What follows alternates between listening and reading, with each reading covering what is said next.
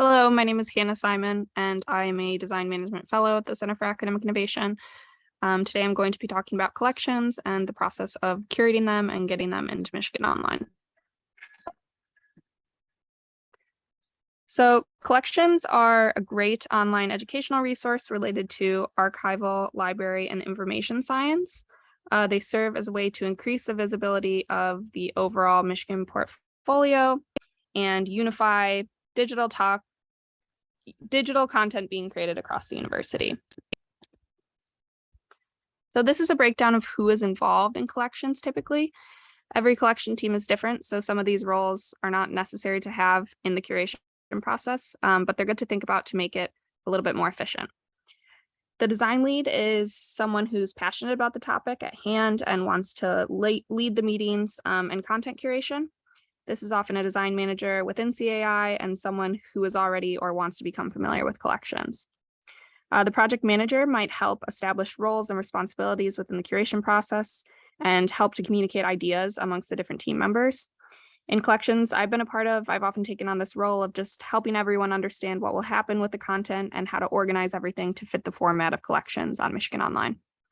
And then curation team members are anyone who wants to be involved in finding content for the collection. So this could be CAI faculty, students at U of M, professors, fellows, really anyone who wants to get involved. And then the build team will make sure everything gets into the back end of Michigan Online in a way that the curation team wants. I'm the fellow that currently builds the collections, and I also typically work with the curation teams throughout the process. So this is an overview of the type of content that is included in a collection.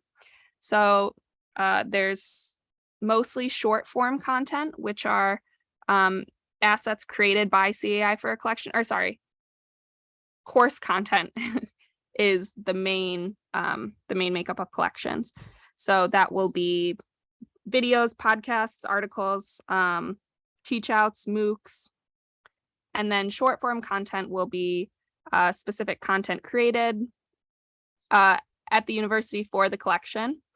And then we can also include non-CAI content, so other content that the university has created, and even external content outside of the university. This gets a little bit tricky because of copyright issues, but the build team can deal with that, and there are a lot of resources for the team to figure out what exactly can go into a collection. So the curation process is very collaborative. It might start with an idea from a professor or a student group, and everyone works together to find content for it. So the best way to do this is to start looking in our existing assets at U of M. There are a ton of courses with interdisciplinary and overlapping content throughout Michigan, and especially within CAI and Michigan Online. So I'll go over the typical timeline for a collection in a little bit, but it really starts with a meeting with everyone involved. And typically we'll create a planning document where people can express their ideas for the collection. Maybe this means potential playlists or themes we want to explore, or content that exists that people can already think of, or places we might want to start looking for content. And then team members will typically dive right in and search for content independently and add it to a shared document or space, or there can be sessions for people to look for content together over Zoom and have discussion with each other during the process. And it really all depends on how the design lead and the curation team wants to go about it. Like I said, all collections are different. So there are a lot of resources in the collections folder on the CAI drive. I've also created a spreadsheet that can be helpful for adding content items and to organize and evaluate them. And that can be found in the folder as well. This document can be helpful for reducing assets once all of the potential items are collected. On the doc, there's a space for 2 people to evaluate each content item so that there can be collaboration for each item about whether or not it makes it into the collection. Another way that we can add content to a collection is by making it ourselves. So this typically happens once we've collected existing assets for the collection, but CAI can always make new content for the collection once the initial collection is published. So this is also something that the curation team can talk about.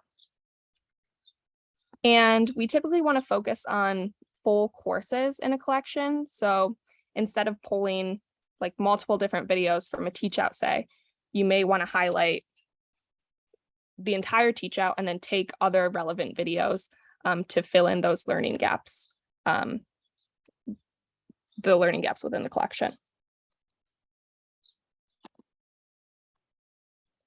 So this is a general timeline for a collection. When there's an idea for a new collection, typically myself and the build team will meet with the curation team. I talked about this a bit previously, but the goal of the kickoff is to establish the intentions of the collection and start laying out a framework for the content collection and organization process. And then curation begins and the whole team works to gather materials that might be included in the collection. And over time, we narrow down materials and organize them into playlists and themes for learners to better digest the content once it's online. And then I'll finalize and organize all of the curated assets into a spreadsheet with all of the build components. So the overall design, themes, images, descriptions. And then in the next phase of creating a collection, I'll go ahead and build all of the content into the back end of Michigan Online. And I'll publish the full collection as what we like to call the MVP version. And then we can allow for marketing of the collection to begin. And marketing looks different for every collection. We're currently trying to figure out more effective ways to get collection content out to learners and find spaces that they would be useful to the community.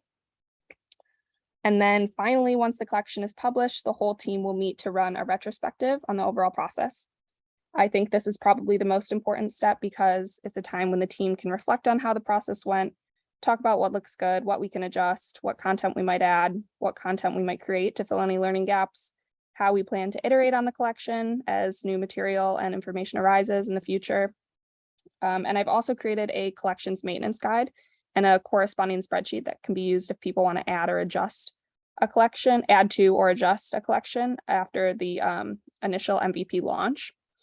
And this can be linked in the main planning document of a collection so that people can refer back to it after the meetings of the collections have finished. And the idea is that people can continuously add content to make the collections more rich and accurate as time goes on. So that's all. If you have any questions, please feel free to reach out to me via my email. It's simonhm@umich.edu. Thanks.